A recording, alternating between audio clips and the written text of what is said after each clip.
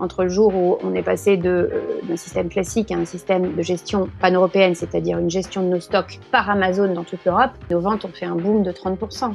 Donc il y a plein de choses que vous pouvez saisir chez Amazon pour effectivement obtenir plus de trafic et plus de mise en avant. Amazon, c'est le leader incontesté du e-commerce. Il y a 22 millions de Français qui achètent des produits et environ 10 000 PME en France qui vendent sur Amazon. Alors dans ce nouvel épisode d'e-commerce Geeks, nous avons le plaisir d'accueillir Sophie Laporte. Elle a créé la marque Un Air d'Antan et leur particularité, c'est d'avoir tout misé sur Amazon en faisant leur canal de vente principal. En 3 ans, ils ont atteint 1 million de chiffre d'affaires en étant une petite entreprise de 5 personnes. Et avec Sophie, nous avons discuté de leur stratégie sur Amazon, comment ils ont fait pour se développer rapidement et dans plusieurs pays, et elle va vous partager ses meilleurs conseils pour se lancer et réussir sur Amazon. Alors sans plus tarder, je vous souhaite bonne écoute. Bonjour Sophie et bienvenue sur e-commerce Geeks. Alors on a toujours eu cette volonté d'inviter sur le podcast une diversité de profils d'e-commerçants et d'entrepreneurs qui ont une approche différente. Et je pense que votre histoire et celle d'Un Air d'Antan encouragera les TPE dans l'e-commerce ou même des commerçants qui ne sont pas encore en ligne à considérer de nouvelles perspectives pour développer leur activité. Alors vous avez misé sur la marketplace d'Amazon. Vous êtes aujourd'hui numéro 1 sur Amazon France dans la catégorie soins pour les mains et vous exportez également vos produits dans plusieurs pays.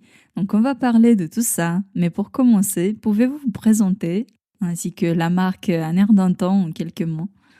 Oui, bonjour Irena, je vous remercie de m'accueillir virtuellement. Donc je m'appelle Sophie Laporte, j'ai créé Un Air d'Antan avec mon mari, Julien Laporte, qui était lui un grand spécialiste des cosmétiques depuis 20 ans à peu près. Et nous avons été rejoints par une de mes grandes amies, Hélène Housset. Voilà, donc on forme un trio qui développe cette marque depuis maintenant 3 ans. Un Air d'Antan, c'est quoi? C'est une marque de produits cosmétiques français, donc fait en France, qui s'inspire de culture musicale française rétro. Voilà, donc comment on fait? On se base sur, on part de vieilles chansons françaises, vieux textes, vieux poèmes, des images assez iconiques de la France des années 30 aux années 70. Et de là, eh bien, on crée des parfums qui deviennent ensuite des gammes de produits. Voilà. Donc on se dit, si la vie en rose était un parfum, ce serait quoi? Bien pour nous, ça sera pas rose, ça sera rose, pêche et patchouli. Et on en fait toute une gamme qui va de la crème pour les mains à l'eau de toilette en passant par les produits d'hygiène. Voilà. Donc on a lancé la marque il y a quelques années. On l'a lancée d'abord à l'étranger. C'était en quelle année? 2015, je crois, de mémoire, le lancement en Asie. On a fait 2 lancements en fait. Le premier lancement a eu lieu en Asie 2015. Cette marque avait été pensée par Julien, mon mari, m'avait demandé de travailler là-dessus pour le marché asiatique. D'accord. Tout simplement parce que le marché asiatique a D'où le côté vintage, l'esprit français de la marque. Ouais, les pays asiatiques souvent sont très férus de culture française. Donc on s'était dit qu'on allait d'abord tester notre marque là-bas pour voir si effectivement la magie pouvait opérer, s'il y avait un engouement et si on savait bien transmettre ces grandes valeurs rétro-françaises qui nous plaisaient tellement. Voilà, ça a marché 1 an à Hong Kong, ça a été pas mal, mais compliqué. On était dans une chaîne de magasins, un peu comme le Monoprix local. Compliqué en termes de logistique, on était tous en Europe. On a donc décidé de relancer la marque en Europe. Alors là, je crois qu'on arrive en 2017, après avoir fait une petite expérience de téléshopping. Ça nous amène très lentement vers le e-commerce. Donc le téléshopping, c'est quoi? Alors en France, on connaît bien ça parce qu'on a le téléachat, mais dans les pays anglo-saxons, le téléshopping, ça a une autre dimension. Notamment aux États-Unis et en Angleterre, il y a des très gros groupes de téléshopping comme le QVC, qui sont des énormes mastodontes de la vente par correspondance, par le biais de la télé, avec des shows télévisés exceptionnels. On a été listé au QVC. Voilà, ce sont des émissions d'une grande qualité. Donc c'est au Royaume-Uni. Là, on a été listé au Royaume-Uni, tout à fait. Ça a été un bon tremplin pour nous en Angleterre, puisqu'on était face à des marques, de très belles marques. On était notamment, on vous met en compétition en fait dans ce type de chaîne de télé. On était face notamment à Molton Brown, On était face à l'Occitane, donc c'est de l'émulation ultra positive quand vous êtes tout petit, comme on l'était. Donc on a appris beaucoup, riche d'enseignements, riche d'expériences. On a fait les shows nous-mêmes. J'étais sur scène en live. Voilà, c'est pas facile quand vous passez devant des millions de personnes comme ça sans aucune expérience. On a fait au mieux, on va dire, mais en tout cas, on s'est beaucoup enrichi d'expérience grâce à ça. Voilà, je crois que ça a été une transition vers le e-commerce. C'était déjà de la vente par correspondance, et donc petit à petit, on est allé vers Internet. Comment ça s'est fait? Moi, j'avais déjà une marque de puériculture qui s'appelle Boudi Bouddha. Je vendais des bavoirs pour enfants que j'avais mis sur Amazon 7 ans auparavant quand même. Donc, ça fait longtemps. Ça marchait très bien. J'avais trouvé qu'Amazon m'avait permis de rencontrer mes clients. Je vends des bavoirs qui sont originaux, qui qu'on appelle des bavoirs futés pour les mamans, qui sont pas non plus donnés en termes de prix. Et j'avais trouvé qu'Amazon m'avait permis justement de cibler les clientes qui allaient aimer ce que je leur proposais. Voilà, il y avait une vraie adéquation entre cette marketplace et ma marque. Et donc on s'est dit, en fait, ça a marché une fois, ça marchera certainement deux. Et on a tenté l'aventure Amazon avec un air d'antan. Je crois que c'est en 2018. Ça fait 2 ans et demi. Voilà. D'accord. Peut-être avant de parler d'Amazon plus en détail, je pense que ce serait intéressant de s'arrêter un peu sur votre parcours entrepreneurial. Parce que j'ai l'impression que vous avez créé les 2 marques Un air d'antan et Boudi Bouddha pendant que vous étiez enceinte. Avant, vous étiez cadre, vous êtes partie sur la Côte d'Azur. Est-ce que vous pouvez nous raconter un peu tout ça? Comment ça s'est passé? Oui, alors on a beaucoup voyagé pour des raisons professionnelles qui concernent mon mari. On a vécu dans les pays baltes, on a vécu en Turquie, on est retourné en France sur la Côte d'Azur, puis ensuite on est parti à Londres pour nous installer. Là, on est à Londres depuis maintenant 8 ans. Oui, on a créé des marques au fur et à mesure où on faisait des bébés, c'est vrai. On a 5 enfants et voilà. Et je dirais que les 2 marques ont été créées entre le numéro 3 et la numéro 5. Donc, j'ai effectivement souvent été enceinte en création d'entreprise. Je crois que c'est très porteur, en tout cas pour moi. La maternité est quelque chose que j'arrive complètement à concilier avec l'entrepreneuriat et au contraire, je trouve que la maternité enrichit l'entrepreneuriat et vice-versa. Ce sont des expériences qui se complètent extrêmement bien si on arrive à s'organiser. Oui, et il y a de plus en plus de jeunes mamans qui se lancent dans l'entrepreneuriat ou des mompreneurs, comme on dit en anglais. Je pense que c'est une période qui les aide à prendre du recul, peut-être par rapport à ce qu'elles veulent faire dans la vie en termes de carrière. Tout à fait. Moi, j'avais la volonté d'être à la maison. Voilà, même si mes enfants étaient gardés, qu'on avait une nounou, j'avais la volonté d'avoir un bureau chez moi, de dépendre de mon propre emploi du temps, qui est plus compliqué, je crois, qu'à l'époque où je travaillais dans un gros groupe, parce qu'on est très tiraillé quand on a sa propre société. Mais je suis là. Voilà, moi, quand mes enfants rentrent de l'école, aujourd'hui, ils ont de 14 ans à 2 ans. Donc, j'ai tous les âges. Il y a un besoin d'attention différent pour chacun. Et je suis là. Quand ils rentrent de l'école, quand il y a des soucis, quand il y a... voilà, j'ai un mari qui voyage beaucoup et donc j'ai une grande présence à la maison. Donc ça, c'est une vraie chance. Et je crois que l'entrepreneuriat, là-dessus, est un atout réel. Et pour revenir à Amazon que l'on avait évoqué tout à l'heure, est-ce qu'il y a des avantages que vous avez eus au niveau de la visibilité, de la logistique ou du développement dans d'autres pays? Oui, alors il y a toujours des avantages accordés par Amazon quand on sait les débloquer. En fait, déjà, il faut les connaître. Il y a plein d'avantages pour tout le monde. Amazon propose beaucoup, beaucoup, beaucoup de choses. Il faut se former, c'est-à-dire qu'il faut savoir. Amazon ne va pas arriver vers vous en vous disant hey, « attention, vous n'avez pas profité de telle opportunité, vous pourriez ». Ils le font, ils vous envoient des communications, mais c'est difficile de vous expliquer tout ce qui est possible. Donc, en fait, il faut savoir se former. Pour ça, il faut aller sur les tutoriels, les forums, les groupes de chat différents, divers et variés qu'on peut trouver sur le net. Il y a énormément d'échanges sur les expériences Amazon. Je trouve que les sellers, en général, sont très ouverts à la discussion entre eux. Il y a beaucoup d'entraide. En tout cas, nous, on le vit comme ça. On a des gens autour de nous qui nous aident énormément et on essaie d'aider les autres aussi. Donc, je crois qu'on peut se former. Donc, oui, vous avez des avantages de trafic, de choses comme ça, en fonction de la manière dont vous évoluez sur la marketplace, en fonction des différents programmes auxquels vous décidez de vous abonner, parce qu'Amazon, c'est toute une série de programmes pour les vendeurs. Quand vous êtes pan-européen, bien sûr, vos ventes sont boostées. C'est de notoriété commune que entre le jour, en tout cas nous, ça a été le cas, entre le jour où on est passé d'un système classique à un système de gestion pan-européenne, c'est-à-dire une gestion de nos stocks par Amazon dans toute l'Europe, je sais plus combien, mais nos ventes ont fait un boom de 30%, quelque chose comme ça. Donc, il y a plein de choses que vous pouvez saisir chez Amazon pour effectivement obtenir plus de trafic et plus de mise en avant. Ouais. Et puisqu'on parle d'internationalisation, vos produits sont disponibles dans quel pays en ce moment? Alors, on est dans les 5 pays d'Europe. Donc, Amazon Europe, c'est quoi? C'est la France, l'Angleterre, l'Allemagne, l'Italie et l'Espagne. On est également dans la marketplace Amérique. Donc là, il y a les États-Unis et le Canada. On aurait pu également choisir le Mexique, mais pour l'instant, on n'est pas prêt à entrer au Mexique. C'est quand même des démarches administratives importantes. On est au Japon avec quelques produits. C'est très limité. Et on vient de lancer quelques produits en Hollande. Voilà, qui vient d'être ouvert. La Hollande vient d'être ouverte par Amazon le mois dernier ou il y a 2 mois. Quelque chose comme ça. Et pour ceux qui ne connaissent peut-être pas encore ce que ça veut dire la solution expédiée par Amazon pan-européen dont on parlait juste avant, est-ce que vous pouvez l'expliquer? Oui, bien sûr. Alors, il y a 2 choses. Expédier par Amazon, c'est quoi?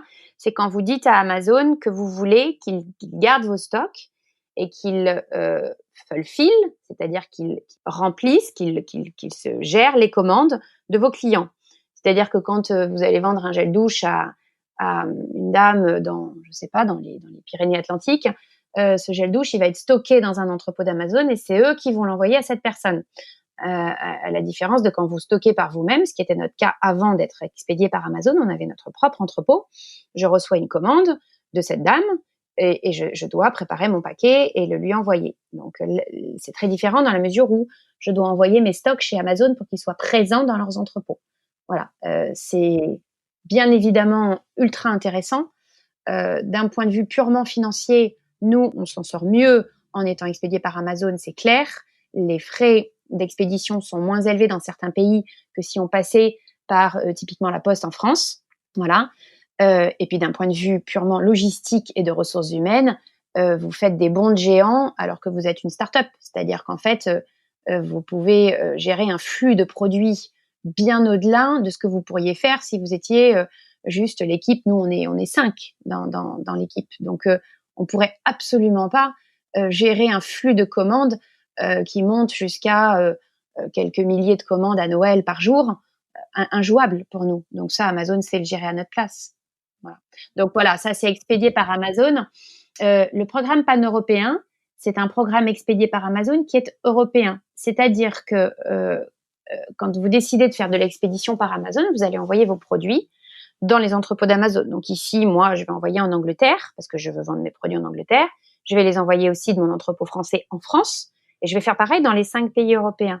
Sauf qu'Amazon, ce qu'il me propose, c'est de dire, OK, si vous voulez, vous envoyez tous vos produits en Angleterre ou en France dans l'entrepôt de votre choix. Puis ensuite, nous, on va dispatcher.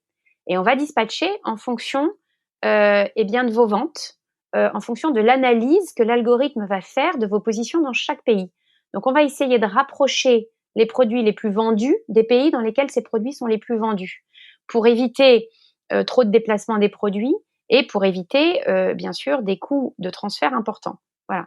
Donc là, Amazon va prendre ce job de logistique inter-pays, inter-Europe en main, ce qui fait que, bien entendu, pour nous, c'est intéressant financièrement, dans la mesure où on n'a plus à envoyer des containers en Allemagne, ce qui nous coûte une fortune. C'est Amazon qui dispatche. Donc moi, j'envoie de mon entrepôt anglais en Angleterre ou de mon entrepôt français en France. Ça ne nous coûte pas bien cher. Et derrière, Amazon gère. Et surtout, Amazon nous permet d'obtenir le badge Prime absolument partout en Europe, dans la mesure où ils tiennent nos produits dans les entrepôts à proximité de leurs clients. Donc, ils sont capables de livrer en 24 heures à 48 heures. Et donc, nos clients voient s'afficher le badge Prime sur tous nos produits. Et vous parliez tout à l'heure de certains outils qui peuvent générer du trafic. Le Prime, c'est évident. C'est-à-dire que expédié par Amazon vous permet d'être Prime, mais expédié par Amazon pan-européen vous permet d'être Prime partout en Europe. C'est évident, il y a une augmentation de trafic réelle quand on est Prime, tout simplement parce que les gens sont pressés. Voilà. C'est en effet un énorme avantage de pouvoir livrer son produit n'importe où en Europe en 24 heures. Et en plus du trafic, ça améliore le taux de conversion sur la page, ça renforce la confiance dans la marque. Est-ce que vous avez rencontré des challenges par rapport à la vente et à la logistique aux États-Unis et au Canada? États-Unis, Canada, très honnêtement, on est tout petit. On fait un très, très, très faible chiffre par rapport à ce qu'on a aujourd'hui en Europe. C'est un objectif, il faut absolument qu'on se développe là-bas. C'est compliqué. Quand vous êtes une start-up européenne, en tout cas, nous, on trouve pas ça évident parce que c'est de l'import.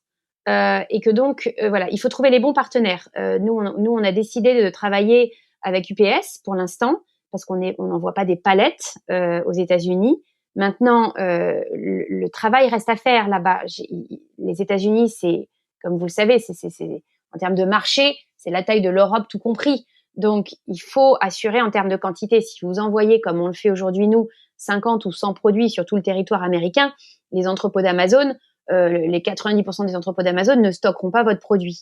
Donc, pour le coup, vous ne serez pas prime dans plusieurs États, vous ne serez pas tellement poussé par l'algorithme.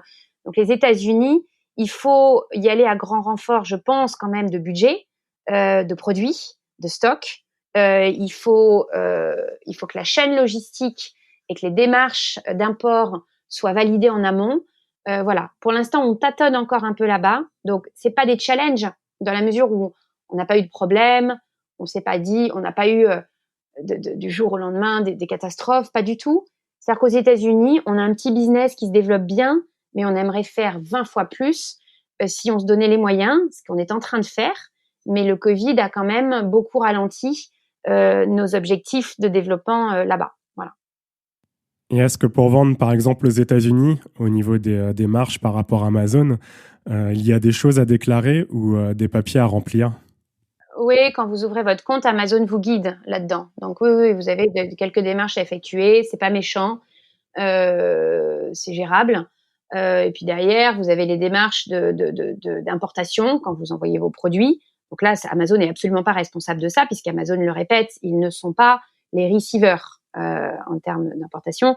C'est-à-dire que c'est à vous d'auto-importer vos produits dans le pays. Donc là, il faut un agent d'importation. Voilà. Et ça, c'est quelque chose qu'il faut gérer effectivement en amont. Voilà. Et une fois que vous avez ça, une fois que vous vendez, il y a toujours un peu de TVA dans certains États américains. Je crois qu'Amazon est en train de mettre en place un système de prélèvement automatique des TVA dans certains États. Ça a déjà été fait dans certains États. L'objectif est de le faire dans tous les États. Mais il y a encore un petit peu de choses à gérer à ce niveau-là, ouais, quand même. J'avais vu que vous faites aussi partie du programme Amazon Launchpad.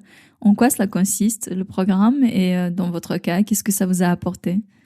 Alors la Launchpad, alors on était membres, on vient de sortir justement de la Launchpad. La Launchpad, c'est un programme qui s'adresse aux startups qui ont envie de faire connaître leurs produits par certains outils d'Amazon. La Launchpad, c'est une boutique dans la boutique dans laquelle vous allez plus facilement être mis en avant. Mais il y a un atout bien au-delà de ça de la Launchpad, c'est qu'on vous propose des outils de développement. Donc, on met à votre disposition des outils de communication, notamment les pages à plus, la possibilité d'avoir des vidéos. Vous avez des outils de traduction pour les pays, pour les listings. Vous avez des gens qui vous aident, qui vous disent voilà, vos listings sont pas terribles, il y a tel problème, les titres ça va pas, les images vous avez de l'analyse de vos listings. Vous pouvez avoir un peu d'analyse concurrentielle. Vous avez également des possibilités de mise en avant par des moyens marketing comme des deals, mais également par des public relations, des relations publiques, des événements où on vous invite. Et ça, c'est clé pour nous. Ça a été ultra important dans la mesure où, grâce à la Launchpad, on a été mis en contact avec l'équipe d'Amazon France, avec qui ça fonctionne très très bien. On a un super relation avec Amazon France. Et Amazon France nous a emmenés avec eux sur de nombreux événements. Et je crois que ça a été quand même une aide phénoménale dans notre développement. Voilà, parce que on nous a permis d'embarquer sur cette espèce de paquebot à grande vitesse qu'est Amazon, tout en parlant de nous, de notre projet, de qui on était. On nous a, je dirais, pour la première fois en 3 ans, on a été mis un peu dans la lumière grâce à ça. Et c'est clair que On a une grande reconnaissance par rapport à tout ce qui s'est mis en place derrière cette intégration de la Launchpad et la rencontre effectivement avec les équipes d'Amazon France. Voilà. Aujourd'hui, on sort de la Launchpad pour une raison qui est très simple, c'est que on intègre un autre programme, qui est un programme qui nous semble plus adapté à la taille de notre entreprise aujourd'hui. Un air d'antan, ça a triplé de volume en un an. Pour vous donner une idée de chiffres, la première année sur Amazon, on a fait 40 000 euros. La deuxième, on a fait 300 000. Et là, cette année, on est proche du million. Donc, ça va vite. La Launchpad nous a permis de nous développer, d'apprendre plein de choses, comme sur les bancs d'une école, une sorte de pépinière d'entreprise, je dirais un accélérateur interne. Aujourd'hui, on a besoin d'un autre type de programme qui s'adaptera plus à notre volonté de nous développer dans certains pays en Europe, peut-être même aux États-Unis, mais surtout en Allemagne, surtout, on sait, je pense, aujourd'hui bien maîtriser nos listings, il y a plein de choses qu'on sait faire, mais on a besoin d'une aide un peu plus stratégique, je pense, par rapport à la taille d'un air d'antan aujourd'hui.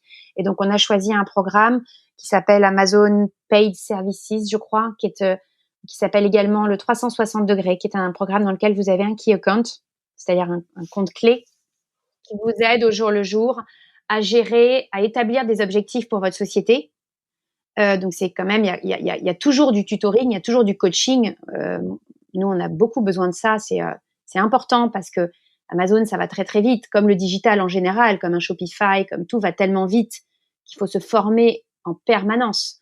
Et donc, ce programme nous permet d'avoir un tutoring et un coaching quotidien, mais également de fixer des objectifs par rapport à la société avec une stratégie claire qui concerne Amazon. Voilà. On a d'autres stratégies pour d'autres moyens pour d'autres marketplaces ou pour notre site, mais là, on a une stratégie précise concernant Amazon grâce à ce programme. Est-ce que c'est un programme payant ou gratuit ? C'est un programme payant. Vous avez un fee à payer tous les mois et un très, très faible pourcentage de vente. D'accord. Bon, c'est quand même beaucoup de valeur ajoutée, surtout que c'est Amazon qui coach directement. Je pense que ça peut donner un vrai coup de pouce à une start-up qui se lance sur la plateforme. Je crois que quand vous décidez de faire le pari d'Amazon et que, comme nous, Amazon devient un poids énorme dans votre business, il faut savoir se faire aider chez Amazon. C'est indispensable. Et pour moi, c'est sans hésitation. La Launchpad est un service payant également. C'est-à-dire que vous êtes accompagné. Voilà. Donc, bien évidemment, ça se rémunère. Oui, je pense que si Amazon devient l'un des canaux clés de vente de vos produits, en tout cas, moi, je souhaite être accompagnée par quelqu'un d'Amazon. C'est sans hésitation, ouais. Par rapport à la visibilité sur Amazon, que ce soit la publicité ou le référencement, comment ça se passe ? Est-ce que vous avez des conseils à donner pour être mieux placé ou être beaucoup plus visible sur Amazon ? Oui, il y a plein de choses. C'est long. Je pense, dans notre cas, ça a pris une petite année quand même. Donc, il y a beaucoup de boulot. Le premier conseil, avant tous les conseils un peu concrets que je peux vous donner, c'est de se former. Voilà, c'est clé. C'est-à-dire que ce sont des métiers qu'on ne connaît pas quand on arrive souvent. Et ce sont des métiers qui, 3 mois plus tard, ne ressemblent plus vraiment à ce qu'ils étaient 3 mois plus tôt. Les techniques évoluent trop rapidement. Donc, il faut se former. C'est de la formation continue. Donc, ça, c'est le premier conseil. C'est, avant de démarrer Amazon, je me forme. Et quand je démarre Amazon, tous les jours, je reste au courant, je me forme. J'intègre des groupes de vendeurs Amazon, des marques qui se sont créées sur Amazon. Et je maintiens la formation permanente. Au-delà de ça, pour générer du trafic, pour remonter dans les listings, parce que la clé, c'est quoi ? C'est bien sûr de sortir en premier organiquement, au-delà des advertising qui sont intéressants, mais c'est de sortir en premier organiquement quand un client fait une recherche. Quand la cliente cherche gel douche à la verveine, j'aimerais que mon gel douche à la verveine sorte en premier. Voilà. Alors, il y a plusieurs manières d'y arriver. Donc le PPC, la publicité par Amazon, comme vous l'avez dit, ça fonctionne, bien sûr, ça aide, et c'est important de gérer sa stratégie pub. Au-delà de ça, organiquement, c'est-à-dire dans le listing, on va travailler sur le titre, on va travailler sur les textes. Pourquoi ? Parce que l'algorithme travaille les mots-clés. Un mot-clé, c'est un mot que l'algorithme va repérer, va associer à votre listing et va associer à la recherche d'un client. Donc, bien sûr, le mot gel douche dans mon listing va être associé, Mais si ma cliente, elle a fait une recherche de souvenirs d'enfance en France, vous seriez étonné de voir les recherches que font les gens sur Amazon. Donc, une dame anglaise qui va taper en anglais souvenirs de mon enfance en France. Voilà. Pour se faire inspirer par le robot, parce que les gens le comprennent très bien, ce robot. Ils savent très bien que le robot peut leur apporter plein d'idées.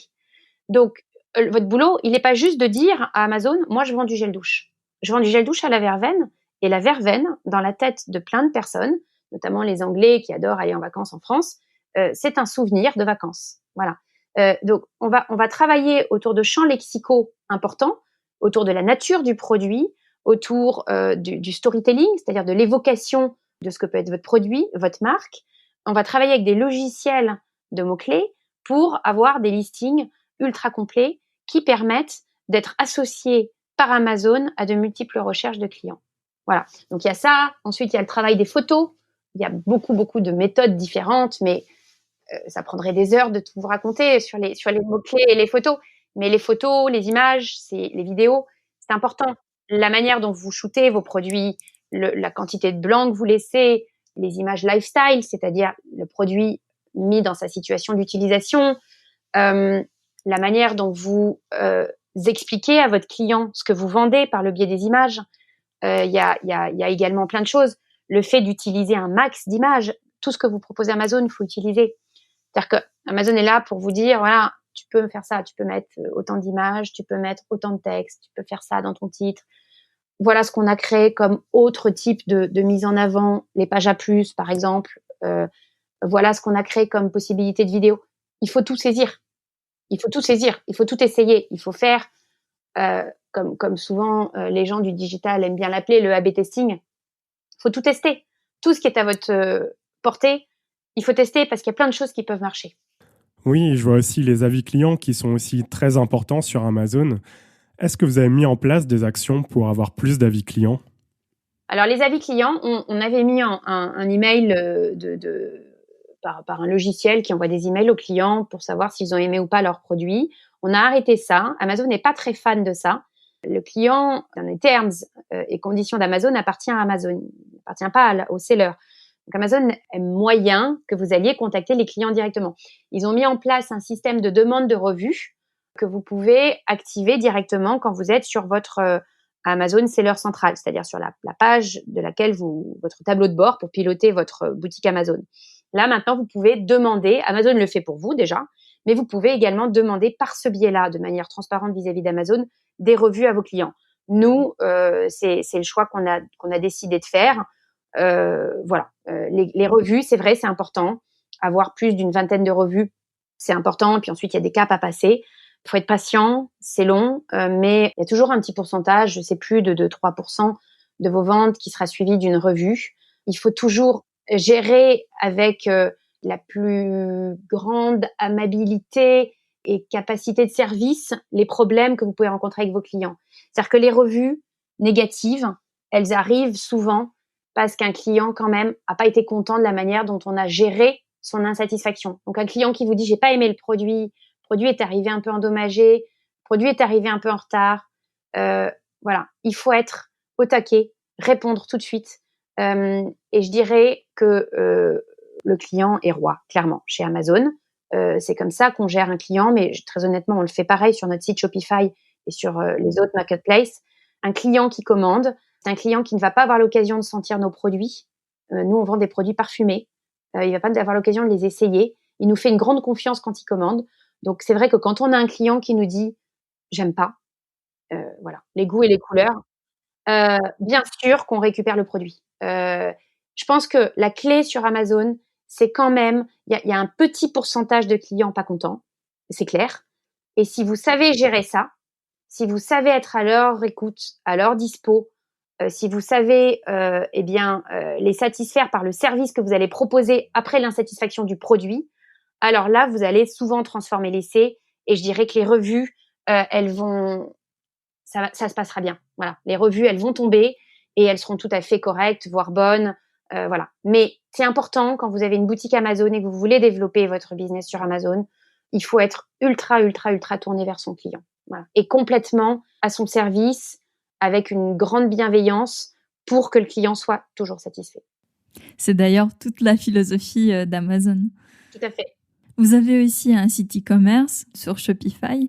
Est-ce qu'il y a des clients qui vous découvrent sur Amazon et qui, par exemple, par la suite, passent des commandes directement sur le site et qui deviennent des clients fidèles? C'est difficile de savoir. Alors nous, on ne demande pas à nos clients d'où ils viennent sur le site. On l'a fait à une époque, mais là maintenant, c'est un site qui fonctionne plus. On commence à avoir quand même pas mal de commandes, donc c'est clair que c'est difficile de demander à chaque client d'où ils viennent. Difficile de tracer l'historique d'un client. Ça doit arriver certainement, bien sûr, que Amazon doit générer une sorte de publicité autour de notre site. Je pense quand même qu'on a affaire à 2 types de clients différents assez souvent.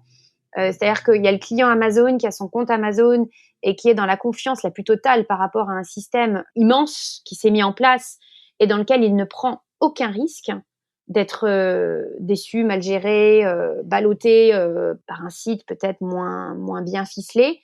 Et de l'autre côté, il y a le client qui va aller sur notre site internet, qui peut-être a un compte Amazon, certainement, certains d'entre eux, mais qui a envie d'une expérience un peu différente. C'est le client qui va chiner, comme si vous alliez dans un quartier là de Paris ou de Londres, puisqu'on parle de ces 2 villes, en vous disant tiens, je vais aller essayer de dégoter une petite parfumerie qui va avoir une marque un peu différente, voilà. Et donc ce client, il a un peu quand même le goût, pas du risque, mais de la découverte en tout cas, d'un autre système. Il va aller nous faire une grande confiance, alors qu'on est une petite structure. Je crois qu'on a souvent, dans pas mal de cas, on a des clients qui peuvent être un peu différents. Mais bien entendu qu'il doit y avoir des clients qui nous découvrent grâce à Amazon, c'est certain. Et puis, vous savez, on est une marque qui est très offerte. Je pense que 40 à 50% de notre chiffre d'affaires, c'est du cadeau. Donc, quand vous offrez un cadeau d'un air d'antan à votre sœur, votre cousine, votre tante, voilà, elles vont peut-être aimer et elles, peut-être, n'ont pas de compte Amazon et vont aller, du coup, voir si on existe ailleurs. Et donc, elles tomberont sur notre site. Donc, c'est un système ultra vertueux qui se met en place avec un effet de mise en avant, déjà même sur Google. Je veux dire, quand vous êtes sur Amazon et que vous êtes bien référencé sur Amazon, vous remontez sur Google, inévitablement. Donc, je pense qu'il y a un trafic global et une publicité, une communication qui est générée grâce à Amazon, en tout cas sur le nom de votre marque, qui est très puissant. Oui, ça y contribue forcément. Alors, vous êtes arrivé très vite à faire un chiffre d'affaires d'1 million d'euros. C'est aussi grâce à Amazon en grande partie. Et je me demandais donc quelle est la part d'Amazon dans votre chiffre d'affaires et si vous avez d'autres canaux de distribution. Oui, on a d'autres canaux de distribution. Amazon, c'est le plus gros. Donc, c'est plus de 70% de notre chiffre d'affaires. On a d'autres canaux de distribution, peu. On les sélectionne de manière assez raisonnée. Voilà. Le but n'est pas d'aller de vendre partout. On travaille notre marque, en fait, quand même, là où on vend. J'ai souvent entendu dire, oui, Amazon, c'est un truc qui est bien pour aller acheter des objets sur Alibaba et les revendre sur Amazon. Je suis pas d'accord. C'est une des possibilités sur Amazon. Mais Amazon peut vous permettre de créer des marques. Clairement, nous, on a créé une marque au sein d'Amazon. C'est-à-dire qu'Amazon peut vous permettre de raconter une histoire. Et ça, c'est un avantage qui est immense par rapport à énormément d'autres canaux de distribution. Voilà. Donc, quand on a fait le choix d'Amazon, on a eu à notre disposition, chaque jour qui passait, chaque mois, chaque année, plus de moyens d'expliquer à nos clients qui on était, quelle était notre histoire, pourquoi on avait créé un air d'antan, ce que c'était qu'un air d'antan, et ce qu'ils allaient éprouver. Ça, c'est très, très fort. Parce que dire à quelqu'un ce qu'il va éprouver quand il va utiliser nos produits, alors que c'est du digital, et qu'encore une fois, cette personne n'a pas de contact physique avec notre marque, c'est compliqué, si vous voulez. Amazon nous a clairement permis d'atteindre ces objectifs. Toutes les marketplaces ne nous permettent pas de faire ça. Certaines nous permettent tout à fait de le faire. Je dirais qu'aujourd'hui, on choisit chaque endroit où on est en se disant, est-ce que ça va répondre à nos objectifs marketing? Donc, notre site Shopify, bien sûr, puisqu'on est commandant de bord de ce site. Donc, c'est tout un air d'antan, ce site. Voilà. Donc là, on est en train de développer notre site avec des programmes pour nos clients, des choses un peu particulières.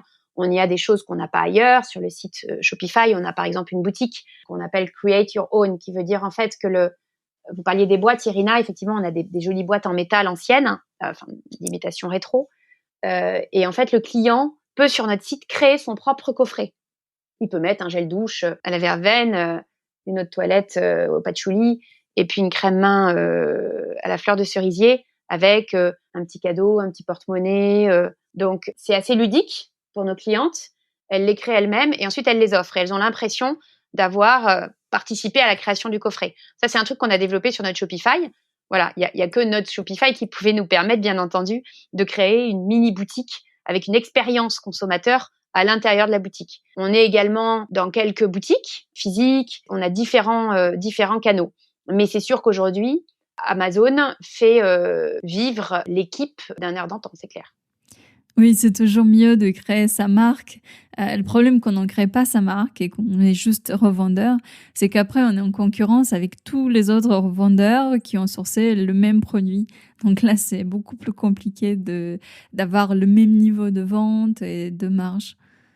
D'ailleurs, par rapport à la marque, je sais que beaucoup d'entrepreneurs sont inquiets du risque de se faire copier. Ils se disent, bon, je vais créer ma marque, je vais la référencer sur Amazon et peut-être quelqu'un en Chine ou ailleurs va copier le produit et proposer le même, mais à un prix plus bas. Est-ce qu'il y a des choses que vous avez faites pour vous protéger ou quelle est la manière de se différencier, d'assurer sa place sur la marketplace ? Alors, il y a les moyens classiques qui sont pas imparables, mais quand même, déjà, il faut déposer votre marque. Il faut la déposer légalement, le plus possible partout dans le monde, si vous le pouvez. Il faut la déposer chez Amazon. Ça, les gens sont pas forcément au courant, mais il faut être brand registered chez Amazon, c'est-à-dire dire à Amazon, cette marque, elle m'appartient. Et Amazon va attester de ça et vous enregistrer comme le propriétaire de votre propre marque. Ensuite, il y a des programmes, effectivement, chez Amazon qui luttent contre la contrefaçon que je connais un peu moins bien. Au-delà de ça, je crois que si vous voulez éviter d'être copié, c'est sûr qu'il faut travailler à fond votre marque, en fait. C'est-à-dire que plus votre marque est complexe à copier, et moins vous serez copié. Nous, on fabrique en France, on a des parfumeurs qui sont basés à Grasse. Je suis pas sûre que ce soit si facile de copier nos formules. Nos clients aiment nos formules, ils aiment nos parfums, ils aiment la texture, ils aiment la qualité de nos packaging. On a des packaging ultra travaillés, avec des univers graphiques qui prennent des mois à élaborer. Je pense que c'est quand même pas si simple de copier la totalité de ce qu'on propose sur un air d'antan, que ça se passe en Chine. Oui, bien sûr, on m'a souvent dit tu pourrais être copié en Chine pour le marché chinois. Je me dis souvent quand même que si ça en arrive là, c'est qu'on sera devenu très très gros, quoi. C'est qu'on attirera tellement l'attention que on gérera le problème ce jour-là, mais je crois que plus votre marque est effectivement complexe à copier, il faut voir qu'on a une centaine de produits sur un air d'antan. Chaque produit est travaillé par une trentaine de personnes.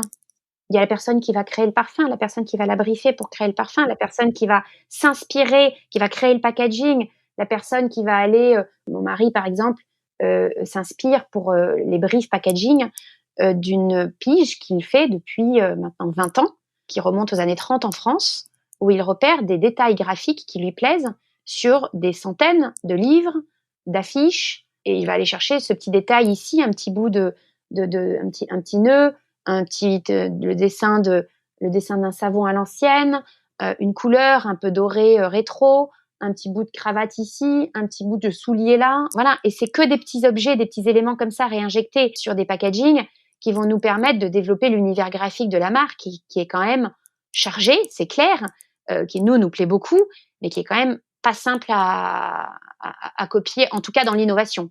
Voilà. Donc, je pense que voilà, plus vous donnez du corps à votre marque, et moins facilement vous serez copié.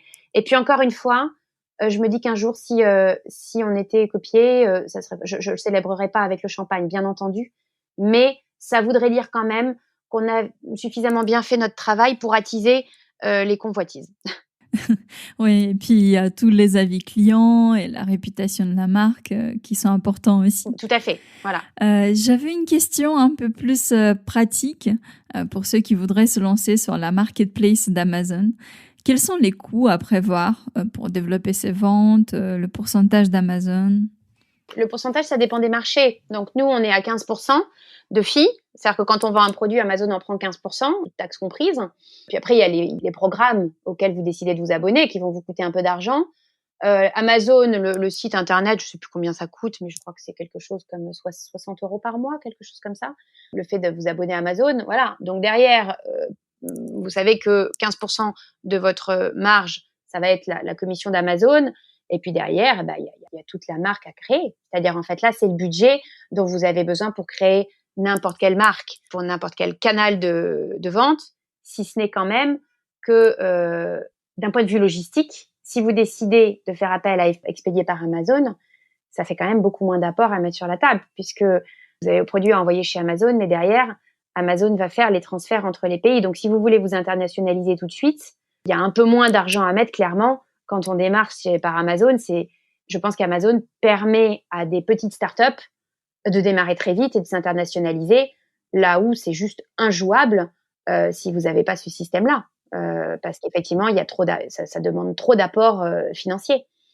Oui, donc il y a effectivement d'autres coûts additionnels, donc tous les services payants, mais qui finalement génèrent de la valeur. Donc, elles ont un impact direct sur le développement de la société via la marketplace. Oui, il y a nous, ce qu'on a, notre compte clé qui s'occupe de notre compte. Voilà, ça, c'est un service qu'on rémunère. Mais sinon, par exemple, FBA, l'expédié par Amazon, c'est un service rémunérateur dès lors que votre produit est vendu. Ce qui est normal. C'est-à-dire que mon gel douche, il est vendu. Amazon va l'envoyer et donc Amazon va me facturer le coût de l'envoi. Mais le service en soi, souscrire à ce service, c'est pas ça qui est payant en fait, c'est l'envoi du produit qui va être payant et le stockage. C'est-à-dire que mon gel douche, il aura été stocké pendant 12 mois ou 6 mois avant d'être vendu. Donc Amazon va me charger des frais de stockage. Voilà, donc manipulation, stockage et envoi. Et derrière, le fait que ce soit pan-européen, typiquement, ça fait partie des programmes là que c'est un programme auquel vous pouvez souscrire gratuitement. C'est-à-dire c'est pas un programme que vous allez payer en soi, mais c'est la logistique même à l'intérieur d'Amazon que vous allez rémunérer quand cette logistique dégage des coûts. Voilà, pour Amazon. Ce que vous feriez également dans votre propre logistique à vous. La seule chose que je trouve moi par rapport à notre expérience, que ce soit sur Boudi Bouddha ou sur un air d'antan, en fait, Amazon nous a permis de passer le cap, je pense, de ce premier million qui est difficile, qui passe par souvent l'internationalisation, sans mettre trop d'argent au départ, quoi. Donc, je pense que quand vous créez votre boîte aujourd'hui, votre marque, en tout cas, quand il y a un vrai travail de marque derrière, ça demande pas mal d'argent de créer une marque. Il faut des graphistes, il faut une usine, il faut briefer des gens dans des usines, ça dépend du produit que vous faites. Mais je crois quand même que, effectivement, le fait de faire appel à une marketplace de cette puissance-là, tant par la capacité à mettre votre marque aux yeux du monde que par sa capacité à vous gérer logistiquement, fait qu'effectivement, c'est sans commune mesure par rapport à un démarrage tout seul dans son coin avec son propre système logistique. Ouais, il y a beaucoup d'opportunités qu'offre Amazon avec tous leurs services. J'avais des questions par rapport au confinement, d'ailleurs, et Amazon, parce qu'en France, il y a eu la fermeture des entrepôts Amazon. Comment ça s'est passé pour vous pour continuer à livrer ? Alors, ça a été compliqué. Tout le Covid, forcément, a été compliqué pour tout le monde. Et puis, triste période. Donc, voilà, ça n'a pas été simple à gérer, c'est sûr. Comment on a géré le problème particulier de la France, puisqu'on a eu ce problème qu'en France, c'est le seul pays dans lequel Amazon a dû fermer ses entrepôts. Pour une marque comme la nôtre, oui, c'est problématique. C'est-à-dire que nous, on avait 60% à peu près de notre stock en France à ce moment-là. On est marque de première nécessité par Amazon. C'est-à-dire que quand le Covid arrive, Amazon se retrouve avec une envolée lyrique des commandes. Tout le monde se met à commander. Les gens ne peuvent plus sortir de chez eux, ils commandent. Et donc, Amazon met en place un système de priorité des produits. C'est-à-dire, d'abord, on va livrer les produits de première nécessité. Nous, sur un air d'antan, on a beaucoup de produits d'hygiène qui nettoient le corps, les mains, voilà, des gels douche. Et donc, on a été mis produits de première nécessité. Donc, bien entendu, nos ventes ont fait des bons. Les gens nous ont surcommandé pendant plusieurs mois en produits de première nécessité. Ce qui s'est passé, c'est que quand les entrepôts ont fermé, on s'est retrouvé avec 60% de notre stock, entre guillemets, en otage dans les entrepôts. puisque Amazon n'ouvrait plus ses entrepôts en raison de ce désaccord qu'il y a eu avec les syndicats en France. Donc nous, qu'est-ce qui s'est passé ? On s'est retrouvés avec uniquement 40% de notre stock à un moment où les gens avaient beaucoup besoin de nos produits. Donc il a fallu ruser, il a fallu utiliser les stocks qui nous restaient en France et en Angleterre et les envoyer nous-mêmes dans les autres pays européens d'Amazon qui livraient la France. C'est-à-dire que c'est pas parce que les entrepôts d'Amazon étaient fermés que les Français commandaient plus. Les Français, ils continuent à commander autant qu'avant, mais ils étaient livrés par l'Allemagne, l'Italie, par exemple. Et donc, il a fallu qu'on aille chercher nos stocks dans nos entrepôts à nous pour les envoyer, donc contourner le système pan-européen pour qu'ils puissent ensuite être envoyés en France. Donc ça, on a mis ça en place. Il a fallu déclencher des productions, des manipulations de produits, puisque on avait quand même une grosse partie de notre stock qui manquait. Or, nos entrepôts étaient fermés, puisque Covid oblige, les entrepôts étaient fermés. Donc, on s'est retrouvés même à être des ouvriers de notre entreprise. Pendant un mois et demi, on a géré une grosse partie des lignes nous-mêmes de packaging, de mise en carton, d'envoi. Et on a envoyé tous les jours des centaines de produits. Voilà, on a eu quelques ruptures, bien sûr. On a eu des moments plus difficiles que les autres. Mais je crois que ça s'est bien passé. Je trouve que quand même, les commandes sont restées hautes pendant toute la période. Je trouve qu'Amazon, pour le coup, a bien géré la prise en main des commandes françaises par les autres pays. Ce qui fait que nous, les sellers et les marques, on a pu continuer de vendre. Alors qu'un truc comme ça, oui, ça vous menace. Ça vous menace parce que 2 mois sans commande, nous, la France, c'est notre plus gros pays. 2 mois sans commande, c'est menaçant. On a besoin de payer nos produits, on a besoin de payer nos entrepôts, on a besoin de payer nos équipes, les salaires, les charges. Voilà. Donc, voilà. Non, je trouve que ça a été très compliqué. Très honnêtement, on est fatigué encore de cette période, mais comme plein de gens. Mais je trouve qu'on a été soutenus. Quand même vraiment bien soutenu par les équipes d'Amazon sur ce. Et là, tout rentre, je pense, dans le rythme normal. On est sur un retour à la normale. Voilà, ça prend du temps. Les choses ont été quand même très traumatisées pendant plusieurs mois, et donc il faut être patient. Mais c'est vrai que pour nous, c'est le jour et la nuit, ça va mieux. Et puis nos entrepôts ont rouvert également, donc voilà, c'est plus facile. Et là, on se remet à nouveau à travailler sur le développement de notre propre business. C'est-à-dire que pendant 3 mois et demi, on a essayé d'éteindre le feu et de rester debout. Et là, maintenant, on reprend les objectifs d'avant le Covid, tout en intégrant les grands enseignements du Covid. Oui, les choses vont bien se passer. Si on y arrive. Pour finir, est-ce que vous auriez un conseil ou 3 conseils pour les e-commerçants qui voudraient se lancer sur la marketplace d'Amazon ? Oui, le grand conseil, comme je vous le disais, c'est celui que je vous ai donné plusieurs fois, c'est de se former. Voilà. En fait, si vous voulez vous lancer sur Amazon, vous allez voir quelqu'un qui va le faire pour vous. Si vous pensez que c'est pas pour vous, mais il faut aller voir quelqu'un parce que c'est quand même technique. Et si vous n'allez pas voir quelqu'un et que vous pensez que vous pouvez le faire et que vous aimez vous former, foncez sur les tutoriels, les sites, les Facebook. Il y a une bible énorme sur le net à ce sujet. Vous allez rencontrer des gens. Voilà, on parlait de la Launchpad. La Launchpad, qui est un programme dans lequel on met des ateliers en place. Vous rencontrez d'autres vendeurs. Amazon vous fait rencontrer des gens qui sont dans votre situation, plus petits, plus grands. Vous créez des liens et donc voilà, c'est une émulation de formation, de brainstorming, de créativité importante. Donc ça, il faut pas hésiter. Il faut pas hésiter à ouvrir les portes pour discuter avec les gens. Voilà. Conseil, c'est de se tenir toujours au courant sur Amazon même de tout ce qui existe, de tous les nouveaux outils, parce qu'il y a plein de choses qui arrivent. Bien regarder également ce qui se fait aux États-Unis, parce que tout ce qui est aux États-Unis finit toujours par arriver en Europe. Et puis le conseil principal, c'est d'avoir un produit au top. Voilà, c'est juste que il faut un produit pas forcément différent, mais il faut soyez sûr de votre produit, ayez confiance en votre produit, travaillez-le à fond et ayez envie de le raconter sur les canaux d'Amazon, de l'exposer, de le raconter, de le mettre en valeur, et ça fonctionnera très bien. Super, on arrive à la fin de l'épisode. Merci beaucoup Sophie. Pour ceux qui nous écoutent, sur quel site ou réseaux sociaux on peut en savoir plus sur Un Air d'Antan ? Merci à vous. Alors le site c'est unairdantan.com et puis pareil, Facebook, page Facebook Un Air d'Antan, Instagram Un Air d'Antan. un air d'antan partout. Voilà. Bon, on mettra tous ces liens dans la description de l'épisode. Merci beaucoup et à bientôt. Merci Sophie. C'est moi qui vous remercie et je vous souhaite bon courage. Merci, à vous aussi. Bonne journée. Si votre chiffre d'affaires a atteint un plateau, ou bien que vous avez besoin tout simplement d'un avis extérieur sur les freins à l'achat sur votre site, c'est exactement notre métier. Et pour vous accompagner, nous avons créé un programme de coaching développé spécifiquement pour les e-commerçants.